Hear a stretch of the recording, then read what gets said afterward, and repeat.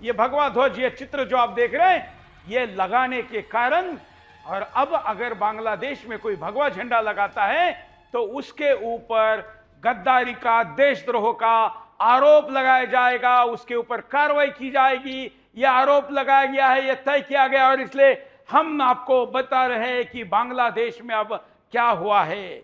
Video दिखाकर ही शुरू करते हैं। चटगांव की जिस मीनार पर भगवा झंडा फहराया गया था, यह केवल 19 सेकंड का वीडियो है। कुछ पल के लिए लगाया गया ये झंडा। देखिए, ये झंडे ने कई लोगों को बांग्लादेश में गद्दारी के आरोप में, देशद्रोह के आरोप में केसेस करके बंद कर दिया है। अब वहां पर कहीं पर भी भगवा झंडा लगाना ये अपराध माना जाएगा। हिंदुस्तान में आपको जब चाहे, जहां चाहे, हरे झंडे ही झंडे दिखाई देंगे। कुछ क्षेत्र में तो आप जाएंगे तो आपको लगेगा कि आप पाकिस्तान में है कि हिंदुस्तान में है, लगेगा कि आप बांग्लादेश में है कि हिंदुस्तान में है। लेकिन अगर आप अभी बांग्लादेश में कहीं पर भी भगवा झंडा लगाते हैं तो वो अपराध की श्रेणी में आएगा। सोचिए हिंदुओं, इस झंडे को फहराने के लिए, स्थापित करने के लिए 10 करोड़ हिंदू अभी तक अपना बलिदान दे चुके। 1000 साल इस्लाम के विरुद्ध की ये झंडे की लड़ाई हमने अभी तक हारी नहीं है। लेकिन तुम्हारे लिए झंडा कुछ मीटर या फीट के टुकड़े का होगा, लेकिन शत्रु के लिए कितने बड़े हथियार के रूप में है। समझिए, 25 अक्टूबर को 30,000 से ज्यादा हिंदुओं ने चट्टग्राम में रैली की, ये चट्टोग्राम में रैली की, और ये अपना विरोध प्रकट करके कहा कि भगवा हमारी शान है और हम इसको लहरा के रहेंगे। ये पूरा वीडियो फुल स्क्रीन दिखाइए। ये बांग्लादेश का जागा हुआ हिंदू है। बांग्लादेश का हिंदू भगवे के लिए झंडा लेकर सड़क पर उतरा है। ये बिना म्यूजिक का एक वीडियो लीजिए। ये जरा इसमें कॉपीराइट का इशू ना है, इसलिए हम आपको ऑडियो वाला, हाँ, नारे वाला दिखाइए।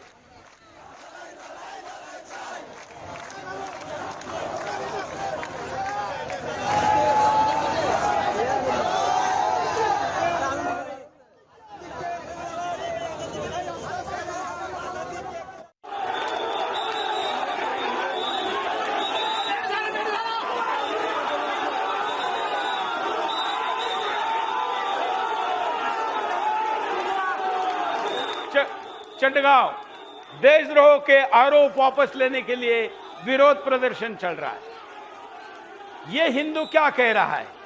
यह हिंदू कह रहा है कि अरे हमने तो बांग्लादेश के सेना में जाकर बलिदान दिया, हमने तो भाषा के लिए अपना हिंदुस्तान छोड़कर तुम्हारे साथ हो लिए, हमने तो बांग्लादेश टीम अगर भारत में जाकर भारत के टीम को हराए फिर भी बांग्लादेश की जय के नारे लगाए, लेकिन फिर भी तुम मुझे गद्दार कह रहे हो, फिर भी तुम मेरे भगवे को तोड़ रहे हो, नीचे दिखा रहे हो, उसको लगाना अपराध ठहरा रहे हो। अपने झंडे के खातिर सड़क पर उतरकर ऐसी रैली करनी तुमको भी पड़ेगी। हिंदुओं, अगर समय रखते नहीं जागे, नहीं चेते, नहीं समझे इसका महत्व, तो ये नौबत हिंदुस्तान के हिंदुओं पर भी आएगी। जो बांग्लादेश में रह रहा आज का हिंदू है, इसने कभी सोचा नहीं था, उसको तो लग रहा था कि बंगाली भाषा के आधार पर पाकिस्तान से अलग हो रहा बांग्लादेश, इसकी भाषा बंगाली रहेगी। वो नहीं जानता था कि कुछ ही दशकों में कट्टरपंथी जहादी इस्लाम भाषा के इस प्रेम को तोड़ देगा, और जिस पाकिस्तान के साथ लड़कर अलग हुआ था उसके साथ होकर भगवे का ही विरोध करेगा। लेकिन मैं बांग्लादेश के हिंदुओं के हिम्मत की दाद देता हूं।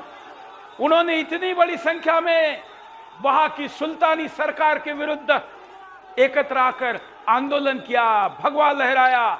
आज हिंदुस्तान में कई राजनीतिक जमात के हिंदू भगवा हाथ में लेने से कतराते हैं, ताकि उनका सुल्तान, उनके पार्टी का मालिक नाराज न हो जाए।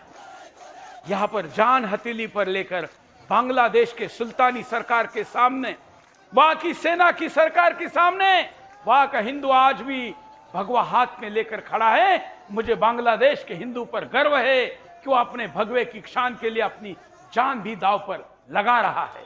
यह वीडियो तो यही कहता है, और इसलिए जरा विस्तार से ये मुद्दा दिखाना चाहते हैं। कहते हैं ना कि जहर धीरे धीरे शरीर में फैलता है और फिर मौत की वजह बन जाता है।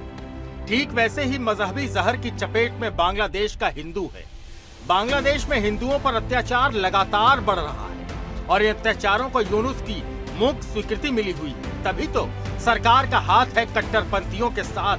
धीरे धीरे हिंदुओं पर टारगेट किलिंग बढ़ती जा रही है। कट्टरपंथियों का संरक्षण पाकर स्थिति दिनों दिन और भयावह होती जा रही है।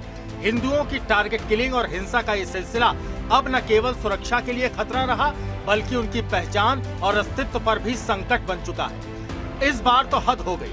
हिंदुओं का नरसंहार करने वाले जिहादियों ने चटगांव में भगवा झंडा फहराने के लिए 18 हिंदुओं पर देशद्रोह का मामला दर्ज किया। कुछ हिंदुओं को गिरफ्तार भी कर लिया गया है। हिंदू समुदायों में इस घटना को लेकर डर का माहौल है। इस घटना ने स्पष्ट कर दिया है कि अल्पसंख्यक समुदाय बांग्लादेश के कट्टरपंथी इकोसिस्टम के निशाने पर है। 2 हिंदू नेताओं को गिरफ्तार किया जा चुका है और 19 से ज्यादा हिंदुओं पर राजद्रोह का केस लगाकर अरेस्ट करने की कवायद चल रही है। ये कार्रवाई उस समय की गई जब हिंदू संगठनों ने अपने अधिकारों की रक्षा के लिए एक विशाल रैली की। पुंडरीक धाम के अध्यक्ष चिन्मय कृष्णदास ब्रह्मचारी ने इस मामले को प्रतिशोध का स्पष्ट उदाहरण बताया है। उन्होंने कहा कि यह आरोप हिंदू संगठनों की आवाज को दबाने की कोशिश है। बांग्लादेश में अल्पसंख्यक समुदाय के प्रति बढ़ती असहिष्णुता और प्रताड़ना का ये एक और काला अध्याय है। हालात ये हैं कि केवल 19 हिंदुओं के खिलाफ ही नहीं, बल्कि 15 से 20 अज्ञात लोगों पर भी देशद्रोह के आरोप लगाए गए हैं। मकसद साफ है, अल्पसंख्यक हिंदुओं को अलग अलग हथकंडों से डराकर बांग्लादेश को हिंदू विहीन करना, उन्हें अपने अधिकारों के लिए लड़ने से रोकना है। 25 अक्टूबर की रैली में अल्पसंख्यकों पर हो रहे अत्याचार को रोकने की ही तो मांग की गई थी। न्याय के लिए ठोस कदम उठाने की ही तो मांग की गई थी, लेकिन न्याय की जगह उन पर गद्दारी का टैग लगा दिया गया। बांग्लादेश के दंड संहिता के तहत राजद्रोह के आरोप में सजा जीवन भर की हो सकती है। अमेरिका के राष्ट्रपति उम्मीदवार डोनाल्ड ट्रंप ने इस खतरे को गंभीर बताया है। हालात देखिए कि 1951 में 22% हिंदू आबादी अब घटकर 8% से भी कम रह गई। हिंदू अमेरिकन फाउंडेशन ये बताता है कि 1964 से 2013 के बीच 11 मिलियन से ज्यादा हिंदू बांग्लादेश से पलायन कर चुके हैं और सिर्फ धार्मिक उत्पीड़न के कारण। बांग्लादेश में हिंदुओं पर हो रहे इस महापाप पर पूरी दुनिया को जागना होगा, वरना कट्टरपंथ की ये दीमक मानवता के मौलिक मूल्यों के विनाश का कारण बन जाएगी। Bureau report, Sudarshan news.